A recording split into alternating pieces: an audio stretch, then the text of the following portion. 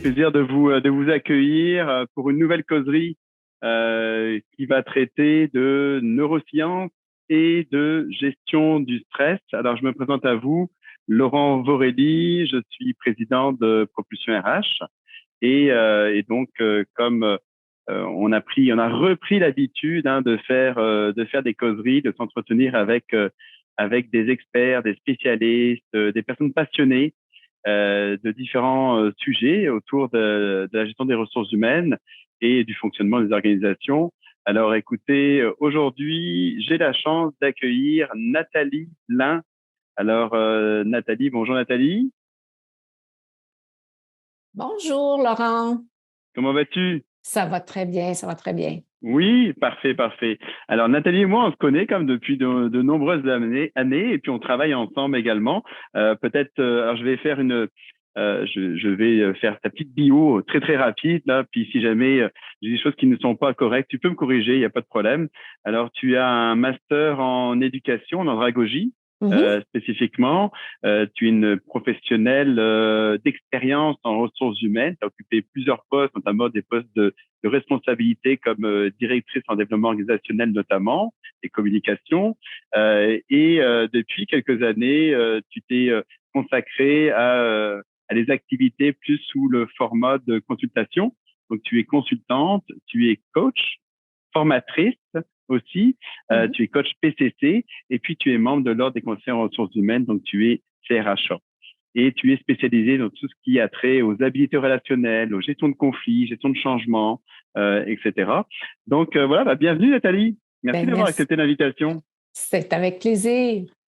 Alors en fait, là, je regarde là d'où viennent les gens. Là, il y a des gens un peu de partout. Je crois qu'on est quand même assez nombreux aujourd'hui. Donc je pense que le sujet semble intéresser beaucoup de personnes.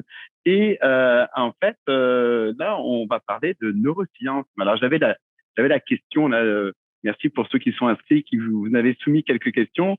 Et une des questions qui ressortait, c'était mais qu'est-ce que ça mange en hiver, ça, les neurosciences? Qu'est-ce que c'est là? Tu sais, si j'avais à l'expliquer là, je sais pas, à des collègues, à mon propre gestionnaire ou autre, comment j'expliquerais les neurosciences en soi? Oui, je peux comprendre parce que vraiment le terme neurosciences est un peu partout. Alors, s'il y a quelques années, là, on avait l'intelligence émotionnelle qui était à toutes les sauces, là, maintenant, on a le neurosciences. Mais dans le fond, si on veut l'expliquer très simplement, là, c'est l'ensemble des disciplines là, qui étudient le système nerveux et le cerveau de l'être humain. D'accord. Si on parle de système nerveux, là, on parle, tu sais, on s'entend, là, on parle de milieu de travail, Oui, d'organisation. oui. Mhm. Si c'est vrai que ça peut paraître un peu scientifique, hein, il y a le mot scientifique dans ce terme-là. En quoi se doit-on de parler de neurosciences en entreprise? Bien, tu sais, dans le fond, si on regarde l'évolution là, de nos organisations, tu sais, il fut un temps où on pensait qu'un employé qui rentrait dans notre usine, dans notre bureau, était dépourvu d'émotions et il venait travailler. Hein? C'était comme une matière brute. Est arrivée l'intelligence émotionnelle, on comprend davantage que nous sommes des êtres émotionnels. Et dans le fond, les neurosciences au service là, des organisations nous permettent de comprendre, parce que, bon, il y a différentes, dans le fond, autant la chimie, la psychologie, l'informatique, la physique qui ont contribué là, au progrès des neurosciences depuis début des années, la fin des années 60. Et ça fait en sorte qu'on comprend davantage, dans le fond, par la part de ces sphères-là, comment on réagit, comment on rentre en relation avec les autres, comment on prend des décisions aussi. Donc, on commence vraiment le cerveau, c'est complexe hein, et on commence tout juste à comprendre finalement comment cognition, émotion travaillent ensemble pour faire en sorte que j'agis, je prends une décision, je réagis à certaines situations de mon environnement.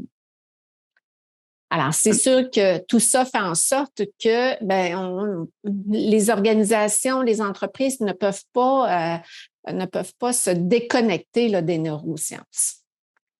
C'est intéressant parce que je lisais le rapport 2022 de Gallup là, sur le milieu du travail au niveau mondial en 2022 et le président il a écrit une phrase. Alors je vais faire une traduction libre, on va dire, hein, de ça, c'est que il disait on est plus proche de coloniser Mars que de régler les problèmes relationnels dans les entreprises.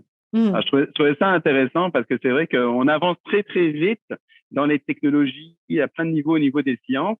Et c'est comme si des fois, on se donne pas l'occasion de mettre en application sur vraiment travailler sur des relations humaines dans les organisations. Donc, c'est vraiment intéressant. Il y avait une statistique que j'aime bien faire apparaître, là, c'est que, puis bon, elle date, là, mais je pense qu'elle est encore valable. Elle date de 2018-2016. Et puis, on disait que les relations humaines étaient la source de stress pour 32% des répondants dans un milieu de travail. Donc, 32% des répondants estimaient que les relations humaines étaient leur agent de stress. Intéressant. Puis on le sait que les relations humaines, c'est ça qui va impacter énormément le fait que les personnes aussi décident de rester, d'être engagées dans les organisations ou à contrario de décider de quitter parce que justement les relations avec son propre gestionnaire ou ses collègues ne sont pas au beau fixe et du coup ça va impacter la motivation là-dessus.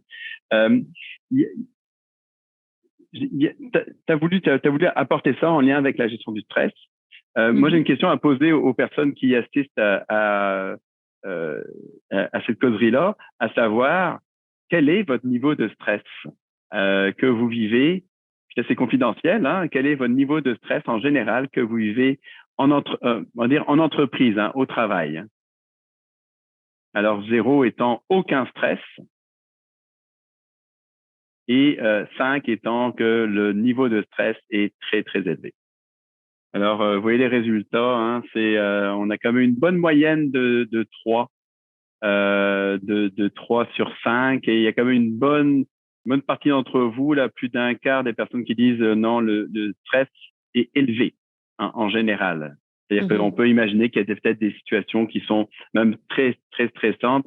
Par ailleurs, c'est drôle parce que pour ce même rapport là que je lisais, en fait, avant-hier, et en fait, c'est 41% des répondants disaient en fait avoir vécu une période de stress très forte la veille, donc du jour où ils avaient répondu. Donc c'est proche de la moitié des personnes qui disent moi la veille là, j'ai vécu une situation très très stressante là-dessus. Alors justement, comment les neurosciences peuvent nous aider à gérer notre stress? Dans le fond, ça nous permet de, premièrement, comprendre c'est quoi le stress. Dans notre optique avec les neurosciences, ce qu'on ne veut surtout pas, c'est d'éliminer complètement le stress, mais vraiment de le réguler puis de le comprendre. Parce que le stress, c'est quoi dans le fond? C'est une réaction normale de mon cerveau, de mon corps, en lien avec une situation que je perçois comme étant dangereuse ou menaçante. Alors, c'est le stress qui va me faire réagir si je suis en train de traverser la rue et qu'il y a un auto qui arrive sur moi. C'est le stress qui va faire en sorte que je vais reculer. Donc, alors, on ne veut pas éliminer le stress. J'en ai besoin justement parce que c'est un mécanisme d'adaptation face à une situation. Alors, ceux qui voulaient, quand on dit qu'on a zéro stress, c'est tout simplement qu'on est capable, dans le fond, qu'on est confortable, qu'on a peut-être parfois certains irritants, mais que de façon générale, notre tension nerveuse, elle est dans un état acceptable finalement. Donc, alors c'est ce qu'on entend par le stress. Malheureusement, le stress peut amener à de l'anxiété. Et puis là, je ne veux pas parler là, de quelqu'un qui aurait une personnalité anxieuse ou une pathologie d'anxiété, là, une anxiété pathologique. Là, c'est vraiment plus en termes le stress qui m'empêche de dormir, là, qui fait en sorte que je me tourne d'un bord, tourne de l'autre, et que j'ai mal au ventre ou et que ça m'empêche de manger. Alors là, on va parler davantage d'anxiété. Et puis là, l'anxiété, dans le fond, c'est vraiment une pensée négative qui vient, dans le fond, de l'anticipation d'un événement qui pourrait se produire dans le futur. Alors, qu'on regarde l'anxiété ou qu'on regarde le stress, ce qu'il faut comprendre, la base, c'est la perception de l'événement.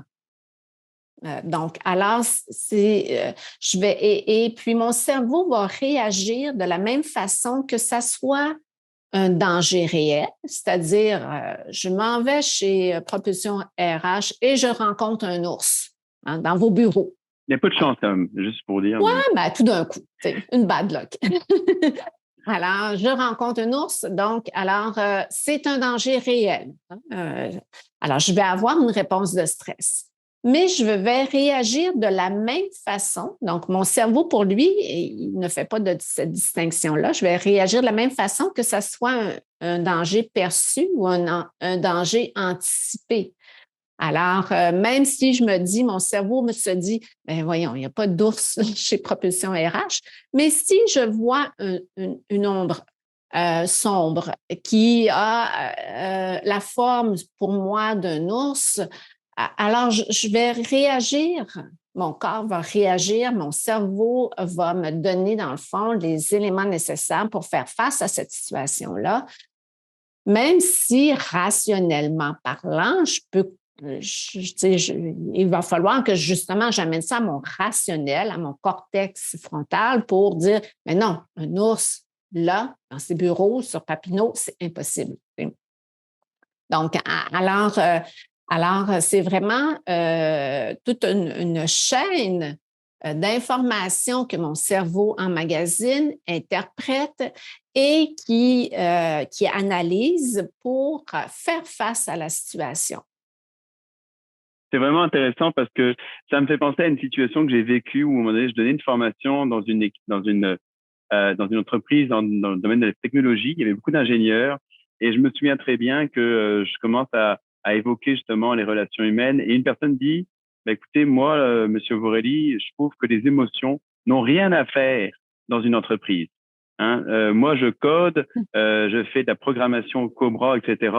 Et voilà, c'est ça mon travail et c'est comme ça que tout le monde devrait travailler. Ce que je trouve intéressant, la manière dont tu l'apportes, c'est que je trouve que on aurait peut-être une bonne manière en fait d'aborder cette personne-là pour lui expliquer que finalement c'est des mécanismes, hein, c'est ça que je comprends, c'est des mécanismes naturels qui sont effectivement des fois basés sur des perceptions, des fois sur des faits réels, mais je trouve que c'est un apport important des neurosciences de justement d'expliquer des réactions qui peuvent des fois paraître soit superflues ou justement non raisonnées, etc. Là, donc c'est intéressant de ce point de vue-là là, d'apporter. Puis d'ailleurs, il y a quelqu'un là qui écrit dans le chat, parfois le stress, c'est un peu ce que tu dis, parfois le stress, nous l'imposons à nous-mêmes. Oui, oui, oui, parce que justement, tu sais, c'est vraiment. Bon, faut comprendre que le job premier de mon cerveau, là, c'est assurer ma survie. Donc, lui, il ne sait pas que nous sommes en 2023. Il veut faire en sorte que je me développe et que je survive. Parce qu'il veut protéger l'espèce humaine. Donc, c'est ça son job premier. Alors, il scanne l'environnement constamment et il va essayer de détecter quelles pourraient être les menaces pour ma survie. Alors, c'est sûr que tu disais, ben c'est peu de chances que je rencontre un ours. Effectivement, il y a peu de chances que je rencontre un ours, que ce soit dans vos bureaux ou même dans la rue ici. Il y a peu de chances, mais je vais je vais quand même attribuer l'étiquette de menace à un collègue qui, en réunion, critique le rapport que je viens de déposer et je vais le percevoir comme une menace à ce moment-là. Donc, et je vais réagir de la même façon, comme si c'était un ours. C'est ce qu'il faut comprendre. Et comment expliquer que des fois, mettons là, cette situation en réunion, est-ce que c'est possible que notre expérience ait aussi beaucoup d'influence sur nos réactions? Si, mettons, on a déjà eu d'autres expériences où effectivement, même en pleine ville, on a rencontré un ours, ou on se retrouve en rencontre, puis là, on s'est fait attaquer là, sur différents sujets, là. Oui, bien là, c'est sûr que tu ne veux pas tomber dans les phobies, là, qui est autre chose, mais c'est sûr que j'emmagasine, dans le fond, toute l'expérience que j'ai. Alors, si ma première relation avec toi, la première fois que je t'ai parlé, ça a super bien été, bien, il y a des fortes chances que la deuxième fois que je te vois, ben, j'ai hâte de te rencontrer, ça a super bien été, donc j'ai hâte de faire un projet avec toi. Si la première fois je t'ai rencontré, ça a été plus ou moins intéressant, ça a été difficile, on a eu beaucoup de différends. Bon, on s'en est bien sorti finalement, mais ça a été ardu. J'ai perçu ça comme étant ardu. Mais la deuxième fois que je te rencontre, mon cerveau a emmagasiné cette expérience-là. Alors, même si, OK, rationnellement parlant, je comprends que c'est un autre projet, c'est dans d'autres circonstances, que je suis moi-même disposée davantage à faire cet exercice-là avec toi, bien, mon cerveau va quand même prendre en considération l'expérience vécue avec toi et qu'il va à ce moment-là, dans le fond, quand il va te voir, puis des fois, on va s'en rendre compte, là, je vais te voir, puis je vais peut-être être légèrement nerveuse, tant et aussi longtemps que dans le fond, je ne me rendrai pas compte que ben non, c'est une autre situation. Ce n'est pas la même situation qu'on a vécue il y a quelques semaines, c'est une autre situation et que là, dans le fond, je repars sur une autre base avec toi. Donc, alors, il faut bien comprendre que quand je vis des situations, alors ton participant qui disait, bien, il n'y a pas d'émotion dans une entreprise, c'est impossible. Nous sommes des êtres émotionnels et chaque expérience que nous vivons, on l'emmagasine consciemment ou inconsciemment et ça fait partie de notre bagage qui va nous permettre de filtrer finalement les informations qui sont jugées importantes pour mon cerveau. Et comment on peut faire parce que là, autant, là, je trouve ça intéressant le commentaire de la personne qui nous écoute. Parfois, le stress, nous l'imposons à nous-mêmes. C'est comment on peut être capable de baisser ce niveau de stress, peut-être, je sais pas, de se désensibiliser par rapport à certains stimuli ou certaines situations. Est-ce qu'il y a des techniques qu'on peut mettre en place qui nous permettent peut-être, ou de mieux vivre le stress, en fait, simplement? Oui, oui, bien, c'est sûr que on a la chance d'avoir Sonia Lupien là, du Centre de stress humain qui a mis vraiment en évidence là, les facteurs du stress, donc ce qu'elle appelle, elle, le ciné. Donc, déjà de prendre conscience que il se passe quelque chose dans mon corps. Parce que quand je vis du stress, là, il se passe quelque chose généralement. Tu sais? Donc, c'est mon corps et c'est mon cerveau qui réagit. Donc, il se passe quelque chose dans mon corps, donc en prendre conscience. Et là, si je veux vraiment travailler avec mon stress, ben il faut que j'identifie, OK, mais qu'est-ce qui me stresse? Donc, OK, je te rencontre, Laurent, qu'est-ce qui me stresse? Donc, et là, on peut travailler avec le ciné de Sonia Lupien. Donc, pour le ciné, c'est est-ce que j'ai le contrôle de la situation ou non? Est-ce que c'est imprévisible? Est-ce que c'est nouveau? Est-ce que mon ego est menacé? Alors, plus on a de caractéristiques à une situation, plus la situation va générer chez moi une réponse de stress élevée. Et là, ben, si je suis capable de rationaliser, parce qu'on comprend que ma réponse de stress, c'est vraiment mon cerveau limbique là, qui prend le dessus, une réponse instinctive. Et là, je veux avoir une réponse réflexive. Donc, il faut que j'amène ça à mon cerveau, à mon cortex frontal pour décortiquer justement la situation et faire en sorte que tranquillement, je travaille avec ce stress-là pour justement me donner le courage de faire face à la situation. Excellent, excellent. Alors maintenant, tu connais forcément l'adage de l'enfer, c'est les autres. Hein, et Oui, donc oui, oui. on pense à nous, mais comment il y avait une des questions qui a été posée là, qui est posée dans par une personne qui qui assiste à la causerie, qui dit comment éviter que le stress des autres nous affecte, notamment dans des dossiers un peu complexes, etc. Là. Donc parce que ça se propage, hein, le stress dans les Oui. organisations. Hein. Oui, c'est vrai que ça se propage, puis je pense que c'est parfois malsain dans le sens qu'on est dans une ère où la performance est omniprésente et je trouve que parfois on associe performance et stress. C'est peut-être ma perception, mais parfois j'ai l'impression que les gens se disent, mais c'est de bon ton d'être stressé. Parce que quand je suis zen, quand je me sens en contrôle de la situation, on pourrait percevoir chez moi que je ne suis pas performante. Alors que quelqu'un qui dit oh mon Dieu, je suis assez stressée là. Ah, ça veut dire qu'il y en a beaucoup sur les épaules, il y a beaucoup de responsabilités, il y a beaucoup de dossiers. Et que la personne est engagée. Donc, elle est engagée ouais, ouais. et elle doit être nécessairement performante. Alors que quelqu'un qui se la joue cool et puis qui dit oui, j'ai beaucoup de travail, mais je suis en contrôle. Ben, c'est louche. C'est louche dans nos organisations, malheureusement.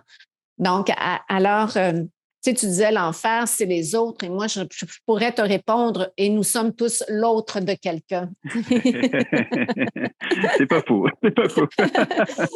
Ouais, puis ça, c'est vrai aussi, des fois, nous-mêmes, on vit du stress, et puis, notamment, moi, des fois, je fais attention là, de pas polluer, par exemple, mon équipe à travers des fois des situations stressantes que je peux vivre, etc. Mais c'est vrai que des fois, on peut vite le faire. Est-ce que tu aurais, elle avait une autre question qui était, est-ce qu'il y a des activités particulières de reliées justement à la gestion du stress qui permettraient là, de pouvoir peut-être faire baisser le stress de soi-même et des autres et qui permet de réguler peut-être un peu le stress là, que chacun peut vivre. Mm-hmm. Ben, on sait que les recherches ont vraiment démontré, puis avec la pandémie qu'on a eue, on a eu notre lot de recherches, mais ça a vraiment permis de mettre en évidence que certains facteurs étaient souhaitables. Donc, alors, je ne vous cacherai pas dans un premier temps une bonne hygiène de vie. Hein, bien manger, bien dormir, avoir de l'activité physique. Donc, va nourrir mon cerveau et ça va faire en sorte que ça va évacuer certaines hormones telles que la dopamine et ça va contrer là, finalement le cortisol que je pourrais avoir. Cultiver votre optimisme. Donc, tu sais, voir le verre à moitié plein plutôt qu'à moitié vide. Parce qu'on sait que les personnes qui sont davantage pessimistes ont tendance à générer davantage d'hormones de stress. Ayez autour de vous un soutien social. Donc, alors, faites en sorte que vous ayez des bons collègues, collaborateurs, amis sur qui vous pouvez compter. Et ça, l'organisation a tout intérêt là, à développer ces liens-là pour justement assurer finalement qu'il y a un soutien social qui est présent là, au sein de l'organisation. Et puis, ben, il faut faire face à nos peurs, il faut faire face à nos pensées négatives. Alors, quand je commence à sentir, tu sais, on a des fois notre petite voix là, qui dit, voyons, j'y arriverai jamais, je ne serai pas capable, je regarde ma liste de tâches, puis je dis, c'est impossible, ça ne rentrait pas. Alors, quand je commence à sentir que j'ai une boucle de pensée négative, mais c'est vraiment de m'arrêter et de faire face à cette pensée négative-là en me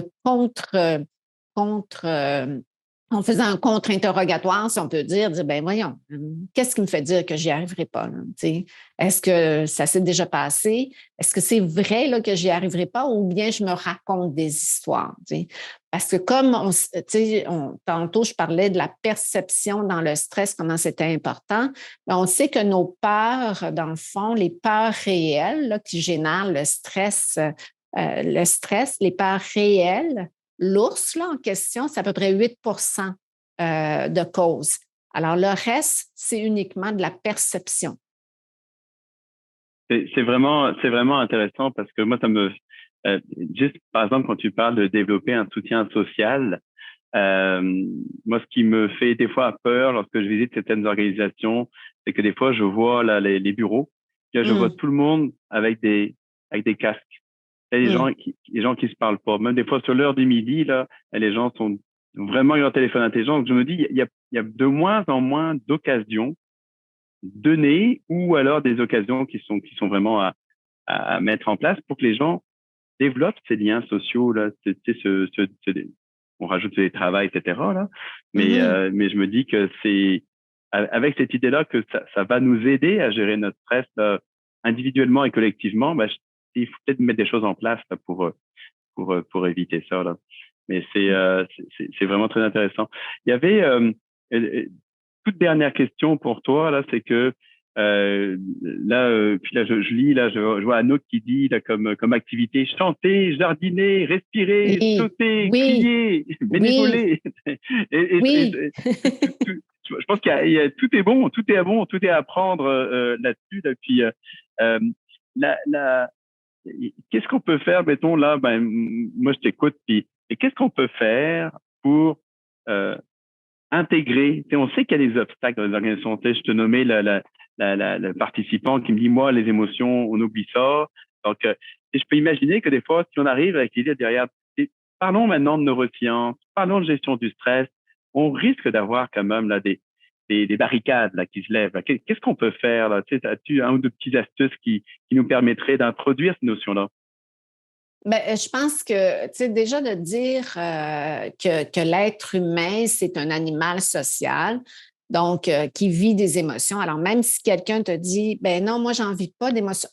En me disant ça, je n'en vis pas d'émotions, c'est déjà un aveu là, que justement, ce n'est pas un robot, c'est pas de l'intelligence émotionnelle là, qui me parle, c'est un être qui a des peurs, qui a ses joies et qui est régulé par diverses hormones, que ce soit la dopamine, que ce soit le cortisol, l'adrénaline. Donc, tout ça fait en sorte que c'est un être social. Donc, sans nécessairement mettre de l'avant toutes les émotions, mais déjà d'en parler ouvertement, dire reconnaître que c'était une belle journée aujourd'hui ou que c'était une journée peut-être plus difficile. Mais déjà, juste s'ouvrir sur cet élément-là, ça amène tranquillement les gens à s'exposer davantage, à s'ouvrir davantage. Donc, et à exprimer finalement les émotions qui sont en train de vivre. Excellent. Merci Nathalie. Peut-être je pose une question à tous, puis vous pouvez utiliser le chat. Peut-être en un mot ou deux mots, là, même trois mots. Là, on est vendredi après-midi, peu importe. Hein. Mais qu'est-ce que vous retenez de notre petite causerie là, qu'on vient d'avoir avec Nathalie sur les neurosciences et la gestion du stress? Alors vous pouvez le partager dans la discussion, dans le chat. À Nokime, nous avons du pouvoir. 3 points d'exclamation. Bien d'accord avec vous. Hein. Il y a des mécanismes automatiques, là, mais on a une partie de contrôle. Il y a des choses sur lesquelles on ne contrôle rien. Hein. Il faut aussi l'accepter. C'est un aspect très important, là, c'est d'avoir c'est de redonner le contrôle et c'est de dire à notre cerveau, j'ai le contrôle sur certains éléments. arrête de focuser sur des éléments que j'ai pas le contrôle. J'ai pas le contrôle. Mais sur quoi j'ai le contrôle? Alors, des fois, c'est des choses très, très petites, dans le fond, sur l'ensemble du projet ou de la tâche que j'ai à réaliser. Mais mon cerveau ne lui fait pas de distinction entre hey, c'est une petite tâche puis ça, c'est une grosse tâche. Alors, à partir du moment que je lui dis non, non, regarde, j'ai le contrôle là-dessus et c'est là-dessus que je vais me focusser, déjà, ça va diminuer ma réponse de stress. Excellent, excellent, excellent. Et puis autrement, là, je lis les commentaires, là, hop, hop, hop, ça va trop vite. La conscience de soi, dit Ingrid, c'est une des choses, le ciné, dirait Andréane. Parce qu'il dit, il y a des outils hein, pour gérer le stress et il suffit de les utiliser. Là, c'est pas quelque chose qui nous tombe dessus ou qui tombe sur notre collègue. Là. Il y a des choses à faire. Parce qu'on face à une situation, il est important de reprendre le contrôle et de regarder la situation différemment. Effectivement, ce pas de recul est intéressant. Parler de ce qui nous cause un souci avec une personne de confiance, oui, c'est bon aussi hein, de partager avec les autres. Ça fait du bien. Ça permet des fois d'éclaircir aussi nos pensées, nos perceptions qu'on vit. L'importance d'utiliser notre cortex frontal pour réguler le stress. Et oui, la raison, là, des fois, on parle de l'étiquetage, hein, d'être capable de mettre des mots sur des choses qu'on vit. Et puis, Lucie, on va finir là-dessus, je trouve ça très bien. Lucie qui met, oui, tout se passe entre les deux oreilles. C'est pas faux. Effectivement, c'est pas faux. Parfait. Ben, écoutez, un grand merci, Nathalie, vraiment, là, merci de ton temps, merci de ton partage. Toujours un plaisir d'échanger avec toi. Si tu peux venir au bureau quand tu veux, il y a peu de risques que tu rencontres des ours, ça, je te le certifie. Alors, n'hésite pas à venir au bureau, là, tu seras accueilli les bras ouverts. Et puis, ben, écoutez, merci à tous pour votre participation. On se voit à la prochaine causerie. Et ben, écoutez, profitez-en bien. Un grand merci.